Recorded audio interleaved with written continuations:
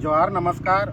और CGL paper leak के बाद जो एग्ज़ाम एक पेपर रद्द किया गया, उसके बाद पूरे झारखंड में छात्रों के बीच आक्रोश का माहौल है। हमारे बीच जेवीकेएसएस के सुप्रीमो टाइगर जयराम महतो जी हैं। सीजीएल वाले मामले में बात कर लेते कि बार बार झारखंडी छात्रों के साथ ही ऐसा क्यों हो रहा है, बार बार प्रश्न लीक हो जा रहा है। बिल्कुल, ये बहुत ही दुर्भाग्य का विषय है और बहुत ही शर्मनाक विषय है। राज्य सरकार इतनी उम्मीदों के साथ जनता सरकार को बनाने का काम करती है, सरकार को चुनने का काम करती है, और रिजल्ट में जब इस प्रकार की खामियां, गड़बड़ी और कई वर्षों के अरमान, सपने कुछ पल भर में चकनाचूर हो जाते हैं, तो कहीं ना कहीं एक छात्र के लिए उस समय एक ऐसी स्थिति होती है, कोई आत्महत्या तक का प्रयास करता है। तो मेरे हिसाब से एक लोकतांत्रिक देश में झारखंड जो असंख्य बलिदान संघर्ष के बाद मिला है, ऐसे झारखंड में अगर झारखंडियों की ये दुर्दशा कहीं ना कहीं शर्मनाक है, पीड़ादायक है।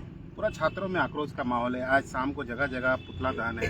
आप जेवीकेएसएस भी क्या आज पुतला दहन कर रही है? हाँ, निश्चय ही हमारी छात्र इकाई पुतला दहन कर रही है। रांची के अल्बर्ट एक्का चौक में पुतला दहन कर रही है, धनबाद रणधीर वर्मा चौक में पुतला दहन कर रही है, गिरिडीह में पुतला दहन कर रही है, रामगढ़, रांची इत्यादि विभिन्न हजारीबाग सभी जिलों में जहाँ जहाँ हमारे संगठन का विस्तार हुआ है, जहाँ जहाँ हमारे संगठन की विचारधारा पहुंची है, हम लोग छात्रों के साथ हैं और इस लड़ाई में, इस आंदोलन में उनके साथ खड़े हैं। क्यों बार बार ये पेपर लीक हो रहा है, धांधली हो रहा है? सिर्फ झारखंड में और भी स्टेट में परीक्षाएं हो रही है, नौकरियां दी जा रही है छात्रों को।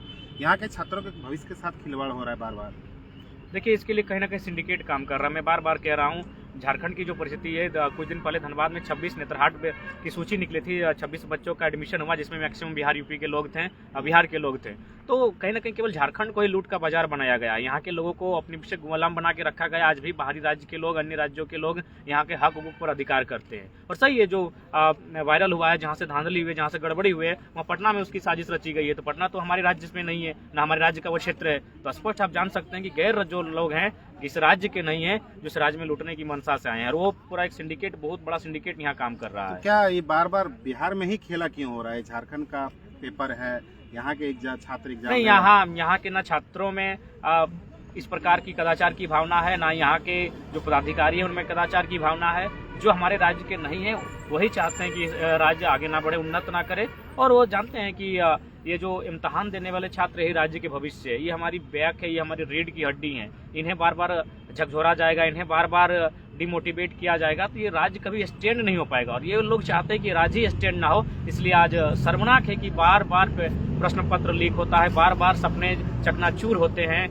ये कहीं ना कहीं दुखद विषय है। जयराम महतो अभी तक का स्टैंड क्लियर नहीं ना। अब लाइव आकर अभी छात्र इसमें बोले, आप छात्र का राजनीति करते करते नेता बन गए झारखंड का, लेकिन अभी तक आप इस मुद्दे पे खुलकर बोले नहीं।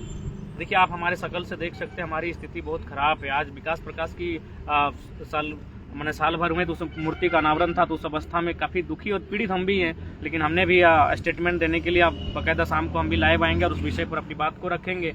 लेकिन चीज़ों को जानने का पहले प्रयास कर रहे हैं, तभी आपका आगमन हुआ और सोचे हम आपको ही बयान देते हैं। तो हम छात्रों के साथ हैं, हमारा संगठन छात्रों के साथ, इस लड़ाई में उनके साथ है और आगे भी थे, आगे भी रहेंगे। छात्र मांग कर रहा है सीबीआई का, और 4 तारीख का जो एग्जाम होने वाला है दूसरे, वो भी रद्द करने का मांग कर रहे हैं। हाँ, बिल्कुल, सीबीआई जांच होनी चाहिए, वह इम्तहान रद्द होने चाहिए और 15 दिनों के अंदर एक साफ सुथरा एग्जाम कंडक्ट किया जाना चाहिए, ताकि जो हताशा और जो निराशा है, और होम सेंटर के साथ जो बच्चे, जो कि आप बार बार 250 किलोमीटर, कोई 300 किलोमीटर की दूरी के साथ नहीं आएगा। 700 किलोमीटर तक लोग तय करके एग्जाम देने के लिए आए। नहीं, होम सेंटर बिल्कुल। अब होम सेंटर अगर प्रखंड वाइज होम सेंटर दे, चूंकि उनको बार बार अपने पैसे का खर्चा नहीं करेंगे। आप तो बहुत अच्छा काम किया, आपके साथ हमारे भी संगठन के साथ ही बहुत अच्छा काम किए कि उन्होंने जो दूर दराज के छात्र थे उनको रहने का सुविधा दिया। किसी ने पंचायत भवन ने, किसी ने अपने आवास में, बहुत सारे न्यूज चैनल ने भी दिया, तो उसके लिए बहुत अच्छा काम हुआ। लेकिन बार बार अगर वो इस तरह की व्यवस्था नहीं कर पाएगा, ना राजकुमार मंडल कर पाएगा, ना बाकी लोग कर पाएंगे, तो इसलिए अगली बार जब परीक्षा हो, चूंकि आपने सरकार दोषी है, चूंकि सरकार के दायरे में ये सारी चीजें आती है, संस्थाएं आती हैं, तो कहीं ना कहीं इस पाप को धोने के लिए आप 15 दिनों के अंदर पहले इसकी सीबीआई जांच हो, बाकी इम्तहान को रद्द किया जाए, और 15 दिनों के भीतर इसी एग्जाम को इन्हीं अभ्यर्थियों को उनके होम सेंटर में, अगर कोई तुपचाची प्रखंड का है तो उसको तुपचाची प्रखंड में सेंटर दिया जाए। इस प्रकार मैंने 10+2 का 10 का एग्जाम का सेंटर दिया जाता है। जयराम महतो मांग कर रहा है, लेकिन झारखंड के और नेता कहाँ है? अभी तक वो मौन नजर आ रहे हैं। देखिए, अब वो तो उनका विषय है, वो ऐसे भी छात्र के मुद्दों पर वो बोलते नहीं है, उन्हें डर लगता है। लेकिन हम लोग स्पष्ट कहेंगे, 15 दिनों के अंदर एक साफ सुथरा फेयर एग्जाम का कंडक्ट हो, और तमाम जो अभ्यर्थी हैं उनको बोलिए अपना डिपार्टमेंट दीजिए, सब इस पर लग जाए और बिल्कुल प्रखंड स्तरीय परीक्षा का केंद्र का आयोजन किया जाए, अपने प्रखंड में वो परीक्षा को लिखें और बिल्कुल वो प्रयास कीजिए। अगर छात्रों की संख्या ज्यादा है तो शेड्यूल को बढ़ा दें, टाइमिंग को बढ़ा दें, दिनों को बढ़ा दें, पुलिस बल को भारी संख्या में तैनात करें अगर गड़बड़ी की आशंका हो, लेकिन एक ऐसा एग्जाम लगाएं जो लोग उम्मीद कर सके। आप ही जो वीडियो आप पोस्ट की, वो सैलून चलाने वाला लड़का जो मैंने दो मैंने टैंकर को बदल के आया, बिल्कुल वो सत्य है। मैं भी आपके साथ खड़ा हूँ, मैं भी आपकी छोटी सी घटना बताऊंगा।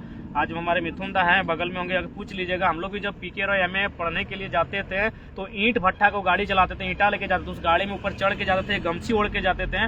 पीके और एमए उतरने के बाद पहले जाके नल में मुंह कान धोते थे, गमछी से पहुंचते थे, फिर क्लास अटेंड करते थे। हमारी क्लास की बहुत सारी चूंकि बालिकाओं की संख्या ज्यादा थी, पूछते थे कि क्या ये हुलिया बना के आते। बोले आप नहीं समझोगे, हम लोग धनबाद से 10 रुपए का भाड़ा है। बोले 10 रुपए के लिए क्यों ऐसा करते हो? हम बोले 10 रुपए बचा लेते हैं ना, तो लगता है कि हम जंग जीत के आ रहे हैं। आप लोग नहीं समझोगे, आप धनबाद में रहते हो, आप फ्लैट में रहते हो। हम लोग जो जीटी रोड के माध्यम से गिरिडीह, डुमरी, टुंडी से आते हैं, जो बच्चे बोकारो, चास से आते थे धनबाद पढ़ने, उनके लिए 10 रुपए बचाना बहुत बड़ा बात होता है। बकायदा हम बिल्कुल, हमें याद है हमारा 11 से लेकर एमए तक का घटना याद है। हम लोग ईंट भट्टा की गाड़ी में कभी सीमेंट के ऊपर लोड होकर जाते थे, कभी पुआल बाटी गाड़ी पे लोड होकर जाते थे, कभी मजदूरों से सजी हुई गाड़ी में लोड होकर जाते थे। ठंड का समय था, सोचिए रात भर किस तरह से वो लोग ठंड गुजारा, बिल्कुल, और सुबह ही सेंटर 7 बजे पहुंचना था। ये बिल्कुल जब एक इंसान के जीवन में जो दुख आती है ना, उन दुखों में से एक बहुत उन दुखों में से ये है कि परीक्षा लिखा नहीं है, परीक्षा लिख के घर पहुंचा नहीं है।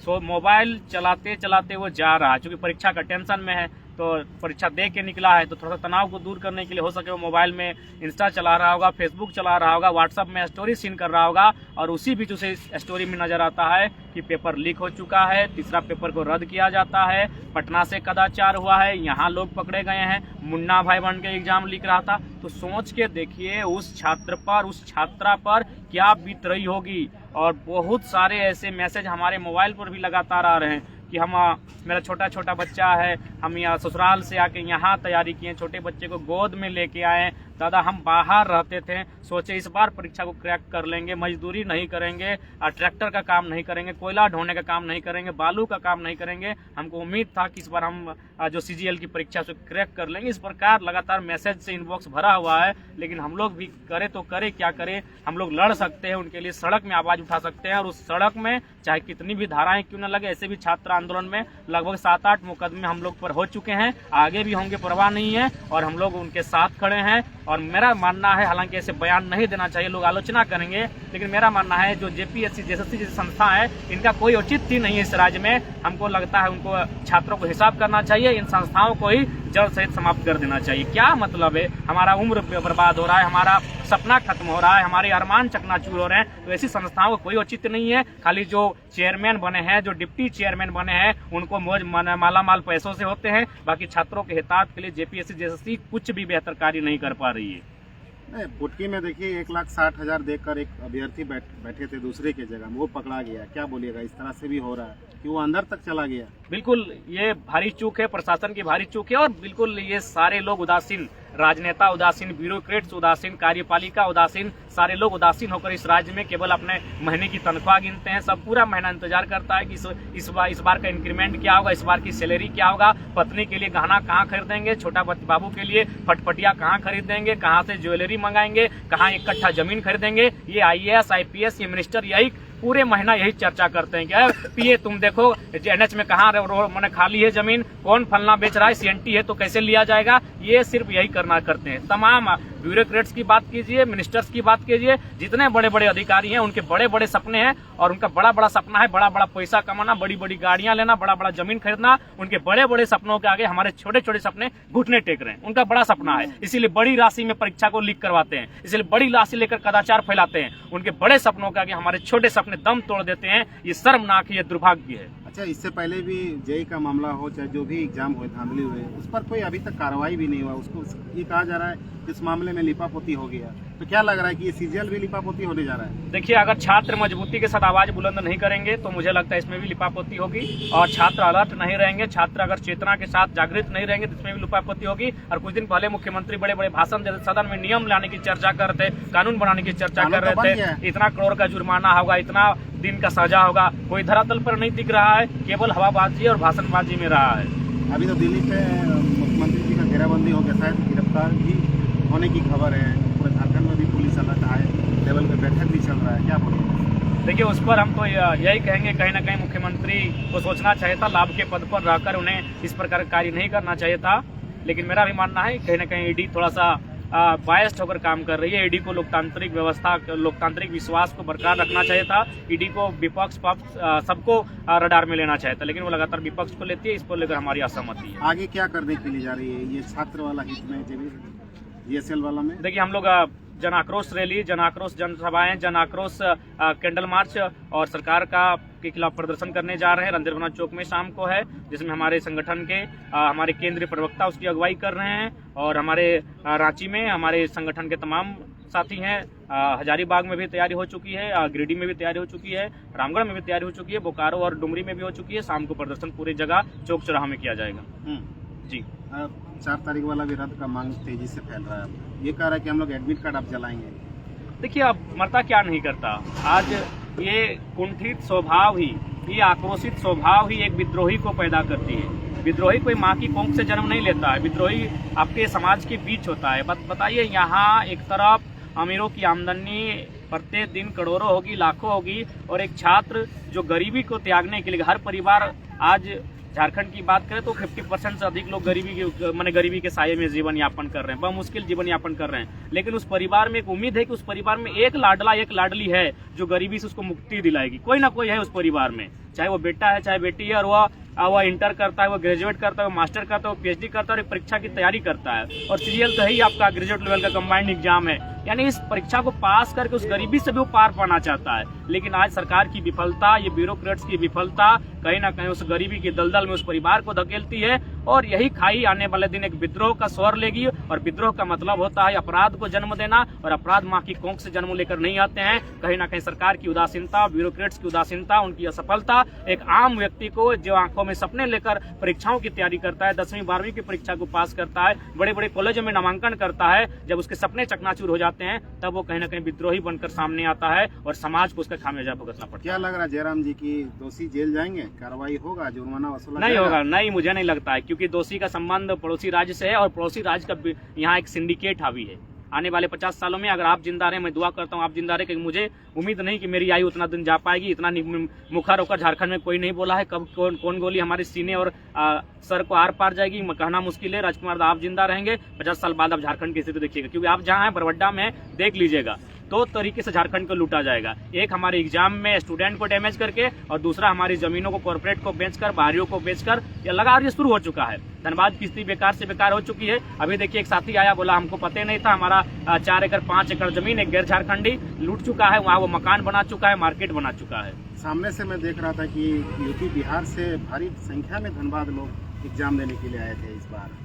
ये झारखंड जैसे की परीक्षा है, तो बिल्कुल भी नहीं होना चाहिए था। इसीलिए राज्य सरकार को कानून बनना ही चाहिए था, खतियान आधारित स्थानीय नीति बननी ही चाहिए। और जब तक स्थानीय नीति तय नहीं होगी, तब तक भारी संख्या में यही निराशा होगी। क्योंकि अगर झारखंड में झारखंडी बच्चों को इम्तहान लिया जाएगा, अगर बाहरियों का किसी भी प्रकार से इंटरफेयर नहीं होगा, तो इस प्रकार की धांधली नहीं होगी। क्योंकि कहीं ना कहीं जो सचिवालय में है, जो ब्यूरोक्रेट्स में हैं, जो मुख्यमंत्री के सलाहकार हैं, जो मुख्यमंत्री के आईएएस हैं, वो कहीं ना कहीं इस राज्य के नहीं हैं, और वो लोग ईमानदारी से काम नहीं करते हैं। और ये स्वाभाविक है, मैं कहना नहीं चाहूंगा, लेकिन ये सच्चाई है। उत्तर भारत और दक्षिण भारत की आप तुलना कीजिए, दक्षिण भारत के लोगों में ह्यूमैनिटी होती है। वो कभी हमारे झारखंड में अगर जॉब भी करने आते हैं, एसपी बनकर भी आते हैं, तो जिस प्रकार उत्तर भारत के लोग आगे काम करते हैं, वैसा वो नहीं करते हैं। ये लोग हमेशा चाहते हैं। अभी आपके एक समुदाय कुछ लोग आए थे, CMRI का मैटर लेकर आए थे। वहाँ उन्होंने बताया कि एक बलिया का ठेकेदार आया, हम लोग 150 काम कर रहे थे, हम 150 को हटाकर पूरा का पूरा बलिया से 150 लाने की तैयारी में है। तो ये चीजें यहाँ होती है। क्योंकि हम लोग को सीजीएल दिखता है, सीजीएल की परीक्षा हम लिखते हैं, लेकिन उसके बावजूद जो आउटसोर्सिंग है,